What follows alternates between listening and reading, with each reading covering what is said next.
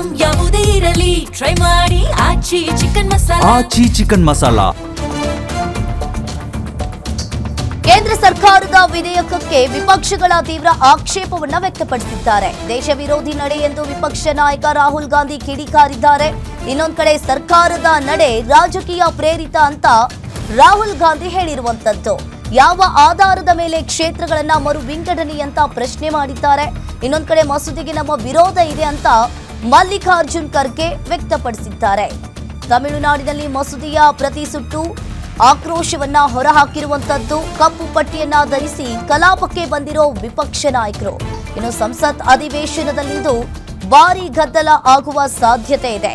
ಕೇಂದ್ರ ಸರ್ಕಾರದ ವಿಧೇಯಕಕ್ಕೆ ವಿಪಕ್ಷಗಳು ತೀವ್ರ ಆಕ್ಷೇಪವನ್ನ ವ್ಯಕ್ತಪಡಿಸಿದ್ದಾರೆ.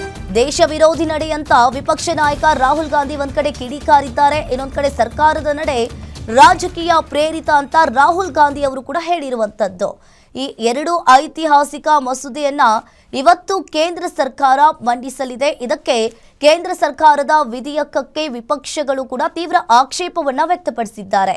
ಒಂದ್ ಕಡೆ ದೇಶ ವಿರೋಧಿ ನಡೆ ಅಂತ ರಾಹುಲ್ ಗಾಂಧಿ ಹೇಳಿರುವಂತದ್ದು, ಇನ್ನೊಂದ್ ಕಡೆ ಸರ್ಕಾರದ ನಡೆ ರಾಜಕೀಯ ಪ್ರೇರಿತ ಅಂತ ರಾಹುಲ್ ಗಾಂಧಿ ಹೇಳಿದ್ದಾರೆ. ಯಾವ ಆಧಾರದ ಮೇಲೆ ಇವರೆಲ್ಲರೂ ಕ್ಷೇತ್ರಗಳನ್ನ ಮರು ವಿಂಗಡಣೆ ಅಂತ ಹೇಳಿ ಪ್ರಶ್ನೆಯನ್ನ ಕೇಳಿದ್ದಾರೆ. ಮಸೂದೆಗೆ ನಮ್ಮ ವಿರೋಧ ಇದೆ ಅಂತ ಮಲ್ಲಿಕಾರ್ಜುನ್ ಖರ್ಗೆ ಕೂಡ ಹೇಳಿರುವಂತದ್ದು. ಇನ್ನು ತಮಿಳುನಾಡಿನಲ್ಲಿ ಮಸೂದೆಯು ಪ್ರತಿ ಸುಟ್ಟು ಆಕ್ರೋಶವನ್ನ ವ್ಯಕ್ತಪಡಿಸಿದ್ದಾರೆ. ಇವತ್ತು ಅಧಿವೇಶನದಲ್ಲಿ ಭಾರೀ ಗದ್ದಲ ಆಗುವ ಎಲ್ಲಾ ಸಾಧ್ಯತೆಗಳು ಕೂಡ ಕಂಡು ಬರ್ತಾ ಇದೆ. ನ್ಯೂಕ್ಲಿಯರ್ ರಣನೀತಿ की 3 चरणों में परिकल्पना की गई है. ಈ ಬಗ್ಗೆ ಹೆಚ್ಚಿನ ಡೀಟೇಲ್ಸ್ ಅನ್ನ ನೀಡ್ತಾರೆ ನಮ್ಮ digital editor Dilip sir. Yes, phone ಸಂಪರ್ಕದಲ್ಲಿ ಜಾಯಿನ್ ಆಗಿದ್ದಾರೆ. ಎಸ್ ಸರ್, ಈಗಾಗಲೇ ನೀವು ಕೂಡ ನೋಡ್ತಾ ಇರಬಹುದು, ಕೇಂದ್ರ ಸರ್ಕಾರದ ವಿಧೇಯಕಕ್ಕೆ ಇವತ್ತು ವಿಪಕ್ಷಗಳು ಕೂಡ ಆಕ್ರೋಶವನ್ನ ವ್ಯಕ್ತಪಡಿಸಿದ್ದಾರೆ. ಏನಿದೆ ಇದ್ರ ಬಗ್ಗೆ ಹೆಚ್ಚಿನ ಡೀಟೇಲ್ಸ್?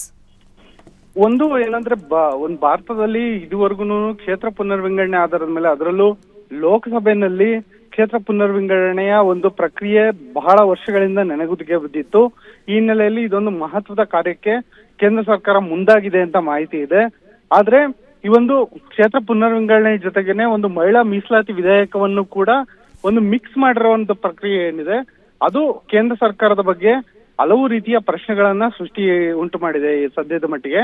ಜೊತೆಯಲ್ಲೇ ಹೇಳೋದಾದ್ರೆ, ಏನೊಂದು ಈ ಕ್ಷೇತ್ರ ಪುನರ್ವಿಂಗಡಣೆ ಇದೆ, ಆ ಒಂದು ಕ್ಷೇತ್ರ ಪುನರ್ವಿಂಗಡಣೆ ಸಂದರ್ಭದಲ್ಲಿ ದಕ್ಷಿಣದ ರಾಜ್ಯಗಳಿಗೆ ಅನ್ಯಾಯ ಆಗಬಹುದು ಅನ್ನೋ ಕೂಗು ಇರುವ ಮಧ್ಯದಲ್ಲೇ ಮಹಿಳಾ ಮೀಸಲಾತಿಯನ್ನ ಜಾರಿ ಮಾಡುವಂತ ಸೋಗಿನಲ್ಲಿ ಕ್ಷೇತ್ರ ಪುನರ್ವಿಂಗಡಣೆಯನ್ನ ಮಾಡಲಾಗ್ತಿದೆ ಅನ್ನೋದು ವಿಪಕ್ಷಗಳ ಒಂದು ಪ್ರಮುಖವಾದ ಆಕ್ಷೇಪ ಆಗಿದೆ. ಈ ಹಿನ್ನೆಲೆಯಲ್ಲಿ ಕೇಂದ್ರ ಸರ್ಕಾರ ಇವತ್ತು ಏನೊಂದು ವಿಶೇಷ ಅಧಿವೇಶನ ಕರೆದಿದೆ. ಈ ಒಂದು ವಿಶೇಷ ಅಧಿವೇಶನದಲ್ಲಿ ಈ ಬಗ್ಗೆ ಸಮಗ್ರವಾಗಿ ಚರ್ಚೆ ನಡೆಯುವಂತ ಸಾಧ್ಯತೆ ಇದೆ.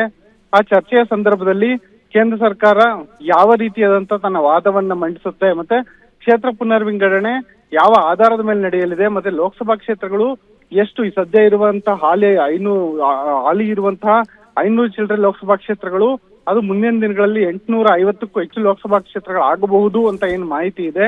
ನಿಖರವಾಗಿ ಎಷ್ಟು ಲೋಕಸಭಾ ಕ್ಷೇತ್ರಗಳಾಗಲಿವೆ, ಜೊತೆಗೆ ದಕ್ಷಿಣದ ರಾಜ್ಯಗಳಿಗೆ ಎಷ್ಟು ಲೋಕಸಭಾ ಕ್ಷೇತ್ರಗಳು ಹಂಚಿಕೆ ಆಗುತ್ತೆ, ಉತ್ತರದ ರಾಜ್ಯಗಳಿಗೆ ಎಷ್ಟು ಲೋಕಸಭಾ ಕ್ಷೇತ್ರಗಳು ಹಂಚಿಕೆ ಆಗುತ್ತೆ ಅನ್ನೋದ್ರ ಬಗ್ಗೆ ಒಂದು ಸ್ಪಷ್ಟ ಚಿತ್ರಣ ಸಿಗುವ ಸಾಧ್ಯತೆ ಇದೆ.